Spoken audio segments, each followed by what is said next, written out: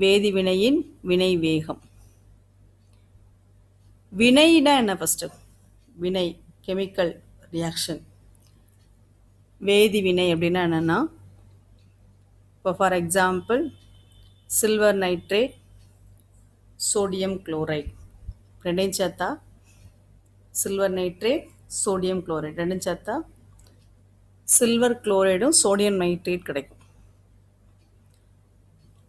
அது எப்படி உருவாகுதுன்னா, AgNO3ல் உள்ள Ag, NaClல உள்ள Clோட சேர்ந்து AgCl, அடுத்து Na இதில் உள்ள NO3யோட சேர்ந்து NaNO3. இந்த மாதிரி ரியாக்ஷன் வந்து நடந்து நம்மளுக்கு வினை படுபொருட்கள் வினைப்பட்டு வினை விளைபொருட்களாக மாற்றப்படும். இதுக்கு பேர் தான் வேதிவினை. இந்த வினைகள் எப்படி நடக்கலாம் அப்படின்னு சொன்னால், ஒரு செகண்டில் நடக்கலாம், ஒரு 5 minutes 3 minutes நடக்கலாம், ஹவர்ஸ் கணக்கில் நடக்கலாம், மணிக்கணக்கில் 1 மணி நேரம் 2 மணி நேரம், இல்லைன்னா மாத கணக்கில் ஆகலாம் ஒரு வினை முடிகிறதுக்கு, இல்லைன்னா வருஷ கணக்கு கூட ஆகலாம். இப்போ இந்த வினையினுடைய வேகம் வந்து அந்த வினையின் படுபொருட்களை பொறுத்து வினையின் வேகம் மாறுபடுது. ஸோ அந்த வேகம், அந்த நேரம்தான், அதாவது ஒரு வினை படுபொருளை வினை விளைபொருளாக மாற்ற தேவைப்படும் காலம். வினை படைப்பொருளை வினை விளைபொருட்களாக மாற்ற தேவைப்படும் காலம்தான் என்னது? வினை வேகம். ஸோ கொடுத்துருக்காங்க, ஓரலகு நேரத்தில் ஒரு குறிப்பிட்ட மாறியில் ஏற்படும் மாற்ற வீதம் ரேட். இங்கிலீஷில் இதுக்கு பேர், வினை வேகத்துக்கு இங்கிலீஷில் பேர் ரேட். இப்போ ஓரலகு காலத்தில் ஒரு குறிப்பிட்ட மாறியில் ஏற்படும் மாற்றம் வீதம் எனப்படும். அதாவது வினை வேகம். அடுத்தது பார்த்தீங்கன்னா இப்படின்னு சொல்லலாம், ஓரலகு காலத்தில் ஒரு வேதி வினையில் இடம்பெற்றுள்ள வினை படுபொருட்களின் செறிவில் ஏற்படும் மாற்றம். எப்படி சொல்லலாம்? ஓரலகு காலத்தில் ஒரு வேதிவினையில் இடம்பெற்றுள்ள வினை பொருட்களின் செறிவில் ஏற்படும் மாற்றம். இது எப்படி சொல்லலாம்னா, இப்போ நம்ம டீ போட போகிறோம் அப்படின்னா, நம்ம டீ போடுறதுக்கு என்னென்ன பொருட்கள்லாம் தேவை? மில்க், பால், டீ பவுடர், அடுத்தது சுகர், இதெல்லாம் மொத்தமாக போட்டு நம்ம ஹீட் பண்ணுறோம். அப்போ நம்ம கையில் எடுத்துருக்கிற பொருட்கள் எதெல்லாம் சேர்த்துருக்கோம்? டீ பவுடர், பால், சுகர், இந்த மூணையும் ஆட் பண்ணியாச்சு. அது உடனே டீயாக மாற போகிறதில்ல. நம்ம என்ன பண்ணுவோம்? அதுக்கு வந்து வெப்பம் கொடுப்போம், ஹீட் பண்ணுவோம். இப்போ ஹீட் பண்ணும்போது அந்த 3 பொருட்களும் வினை படுபொருட்களை என்னெல்லாம் எடுத்துருக்கோம்? பால், அந்த டீ பவுடர், சுகர், அந்த 3 ஒன்றோட ஒன்று கலந்து வினை புரியறதுக்கு ஒரு டைம் எடுத்துக்கிடும். அதே மாதிரி வெப்பத்தையும் எடுத்துக்கிட்டோம். வெப்பத்தை எடுத்துட்டு கொஞ்ச நேரம் கழிச்சு, ஒரு 10 minutes கழித்து எதாக மாறும்? டீயாக மாறும். ஸோ அப்போது ஒரு டீக்கு வந்து ஒரு டீ உருவாகிறதுக்கு அது ஒரு வேதி வினை தான். உள்ளே என்ன நடக்குது? அந்த 3 வினைப்படு பொருட்களும் வினைப்பட்டு டீயாக மாற்றப்படுது. ஸோ அதுக்கு எடுத்துக்கொள்கிற நேரம் வந்து 10 நிமிஷம் அப்படின்னா அதான் வினை வேகம். டீ போடுறதுக்கான வினையின் வேகம் எவ்வளவு? 10 minutes. அந்த 10 minutesலாம் வினை படுபொருட்கள் எதாக மாற்றப்படுது? வினை விளைபொருளாக மாற்றப்படும். அதனால தான் சொல்கிறாங்க, ஓரலகு நேரத்தில் ஒரு வேதிவினையில் இடம்பெற்றுள்ள வினை பொருட்களின் செறிவில் ஏற்படும் மாற்றம் அவ்வினையின் வினை வேகம் எனப்படுகிறது. வினை பொருட்களின் செறிவில், அதாவது பால், டீ தூள் எல்லாம் அப்படியே இருந்தால் வினை நடக்கணும்னு அர்த்தம். அதெல்லாம் என்ன செய்யணும்? பாலோட இது மாறணும், அந்த சுகர் அதில் சேரணும், டீ பவுடரோட எசன்ஸ் இறங்கணும். அப்போ எதில் மாற்றம் ஏற்படுது? வினை பொருட்களின் செறிவில் ஏற்படும் மாற்றம் அவ்வினையின் வினை வேகம் எனப்படுகிறது. அடுத்து பார்த்தீங்கன்னா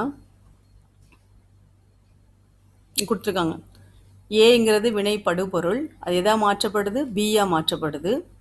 வினை படுபொருளின் செறிவினை, அதாவது செறிவை வந்து எப்போதுமே இந்த ஸ்கொயர் ப்ராக்கெட்டில் சொல்லுவாங்க. செறிவை குறிக்கிறது எப்படி? ஏங்கிறது ஸ்கொயர் ப்ராக்கெட்டுக்குள்ளே ஏ சொன்னால் அது செறிவு. இப்போ வெவ்வேறு கால இடைவெளியில் ஃபஸ்ட்டு T1 நம்ம ஆரம்பிச்சிருக்கிற இப்போ வந்து ஒரு டீ போட ஸ்டார்ட் பண்ணுறோன்னா ஆரம்பிக்கிற டைமை T1 வச்சுக்கலாம். அந்த டீ போட்டு முடிஞ்ச பிறகு அதனுடைய டைம் வந்து T2. எப்போதுமே எது அதிகமாக இருக்கும்? செகண்ட் உள்ள டைம் தான் அதிகமாக இருக்கும். இப்போ 0ல் ஸ்டார்ட் பண்ணியிருக்கோன்னா 10 மினிட்ஸ், அப்போ எது அதிகமாக இருக்குது? 10. 10 இஸ் கிரேட்டர் தேன் 0. அப்போ T2 is greater than T1.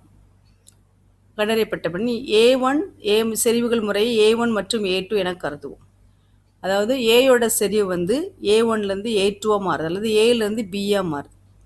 அப்போது ஃபஸ்ட்டு ஏயோட செறிவு இருக்கும். கொஞ்ச நேரம் கழித்த பிறகு T2 ஸ்டேட்டுக்கு போகும்போது அது எதாக மாறிடும்? கம்ப்ளீட்டாக பியாக மாறிடும். அதனுடைய செறிவு கிடச்சிடும். தான் வினை வேதி வினையின் வேகம், வினையின் வேகம் சொல்லுவாங்க. அடுத்தது அதுக்கான ஃபார்முலா பார்த்தீங்கன்னா, வினை வேகம் ஃபார்முலா என்ன சொல்லியிருக்காங்க? வினை வேகம் இஸ் ஈக்குவல் டு வினை படு பொருட்களின் செறிவில் ஏற்படும் மாற்றம். இதனுடைய செறிவில் ஏற்படும் மாற்றம் வினை படு பொருட்களின் செறிவில் ஏற்படும் மாற்றம் பை நேரத்தில் ஏற்படும் மாற்றம். அதாவது நேரம் T1லேருந்து T2க்கு போகுது, செறிவு எதுலேருந்து இதுக்கு மாற்றப்படுது? அதாவது ஏயோட செறிவு A1லேருந்து A2க்கு மாற்றப்படுது. ஸோ அதனால் நீங்கள் இதை படிச்சுக்கலாம், ΔA/ΔT. அப்போ வினை வேகத்துக்கான ஃபார்முலா அங்கே நம்ம ஏற்கனவே என்ன படிச்சிட்டோம்? அந்த டெஃபினிஷன் படிச்சிட்டோம். இது வந்து ஃபார்முலா, வினை வேகத்துக்கான ஃபார்முலா வினை படு பொருட்களின் செறிவில் ஏற்படும் மாற்றம் பை நேரத்தில் ஏற்படும் மாற்றம். வினை படுபொருள். இப்போ வினை படுபொருளை மட்டும் வச்சுக்கிட்டா A1லேருந்து A2. ஏங்கிறத வினைப்படுபொருள், அதனுடைய ஆரம்ப நிலைமை A1, முடிவு நிலை A2. அப்போ A1 A2லேருந்து A1லேருந்து A2ஆக மாறுது. ஸோ இங்கே மைனஸ் வரும். ஏன் இந்த மைனஸ் சைன்?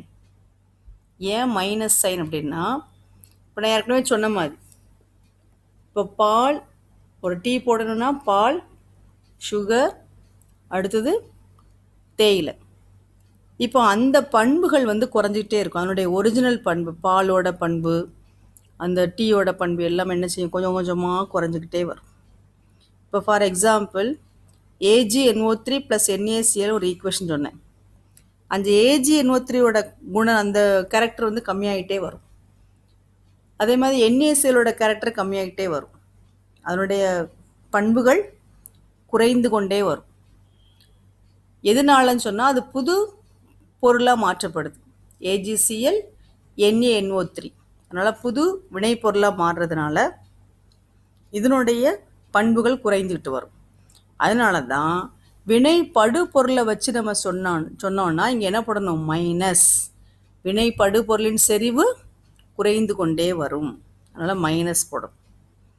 அதே போல் நம்ம என்ன எடுத்தோன்னா, இதே வினை விளைபொருள் எடுத்தோன்னா, வினை விளைபொருளை வச்சும் நம்ம என்ன செய்யலாம்? வினை வேகம் கண்டுபிடிக்கலாம். வினை விளைபொருள் அந்த ஈக்குவேஷனில் வினை விளைபொருள் என்னன்னு சொன்னீங்கன்னா பி. வினை விளைபொருளை வச்சு படிச்சிங்கன்னா, வினை விளைபொருள் ஃபஸ்ட்டு வந்து வினை விளைபொருளை இருக்காது, கொஞ்சம் கொஞ்சமாக உருவாகும். அதாவது AgNO3 NaCl ஸ்டார்டிங்கில் நம்ம கையில் AgNO3 NaCl மட்டும் இருக்கும். கொஞ்சம் நேரம் கழித்து தான் 0லேருந்து எது உருவாகும்? AgCl NaNO3. அப்போ எது உருவாகுது? 0லேருந்து புதுசு புதுசாக கொஞ்சம் கொஞ்சமாக அதிகமாகி என்ன உருவாகுது? புது விளைபொருளாக மாறுது. இப்போ விளைபொருளை வச்சு எழுதணுன்னா நம்ம என்ன செய்யக்கூடாது? மைனஸ் போடக்கூடாது. ஏன்னா விளைபொருளின் செறிவு 0லேருந்து அதிகமாகுது. வினை படுபொருளோட செறிவு ஒரு பர்டிகுலர் அளவில் இருந்து குறைஞ்சிக்கிட்டே போய் 0க்கு போகுது. அதனால தான் மைனஸ். விளைபொருள் வந்து 0லேருந்து புதுசாக அங்கே உருவாகிட்டே வருது. அதனால் அது என்ன போடக்கூடாது? மைனஸ் போடக்கூடாது. விளைபொருளை வச்சு நம்ம டேட் கண்டுபிடிச்சா மைனஸ் போடக்கூடாது. வினை படுபொருளை வச்சு கண்டுபிடிச்சா மைனஸ் போடணும். காரணம், வினை படுபொருளின் செறிவு குறைஞ்சிக்கிட்டே போகும். வினை நடக்கும்போது வினை விளைபொருளின் செறிவு அதிகமாகிட்டே போகும். அடுத்து வினை வேகத்தின் அலகு. வினை வேகத்தின் அலகு கண்டுபிடிக்க என்ன ஃபார்முலா பாருங்கள். வினை வேகத்தின் அலகு கண்டுபிடிக்க ஃபார்முலா செறிவின் அலகு பை நேரத்தின் அலகு. ஏன்னா வினை வேகம்னா நம்ம இப்போ தான் ஃபார்முலா படித்தோம். வினை வேகத்துக்கு என்ன ஃபார்முலா படித்தோம்? வினை படுபொருட்கள் அல்லது வினை விளைபொருட்களின் செறிவில் ஏற்படும் மாற்றம் பை நேரத்தில் ஏற்படும் மாற்றம். இப்போ மேலே என்ன எடுக்கும்? வினை படுபொருளாக இருந்தாலும் வினை விளைபொருளாக இருந்தாலும் செறிவு எடுக்கும். அப்போ செறிவின் அலகு என்ன சொல்கிறாங்க? செறிவின் அலகு பை நேரத்தின் அலகு. ஏன்னா இங்கே என்ன ஃபார்முலாவில் படி நேரத்தில் ஏற்படும் மாற்றம். இப்போ செறிவின் அலகு பை நேரத்தின் அலகு அப்படி பார்த்தோன்னு சொன்னால் செறிவை வந்து மோல் பர் லிட்டர். செறிவுக்கான அலகு என்னது? Mole per litre. Mole per லிட்டர்னு சொல்கிறதுக்கு பதிலாக மோல் லிட்டர் இன்வர்ஸ். இங்கே என்ன சொல்லியிருக்காங்க? Mole litre inverse. கீழே நேரத்துக்கு வந்து செகண்ட் பை செகண்ட். இப்போ செறிவுக்கானது என்னது? செறிவுக்கானது mole litre -1 or mole per litre அப்படின்னு சொல்லுவோம். அதான் மோல் லிட்டர் -1. நேரத்திற்கான அலகு செகண்ட். நேரத்துக்கான அலகு செகண்ட். அப்போ ஒரு வினை வேகத்தின் அலகு கண்டுபிடிக்கணும்னா மோல் லிட்டர் -1 எஸ் -1. செறிவுக்கு மோல் பர் லிட்டர், நேரத்துக்கு செகண்ட். அடுத்து பார்த்தீங்கன்னா இதெல்லாம் நீங்கள் புக்கில் வந்து நோட் பண்ணிகிட்டே வாங்க.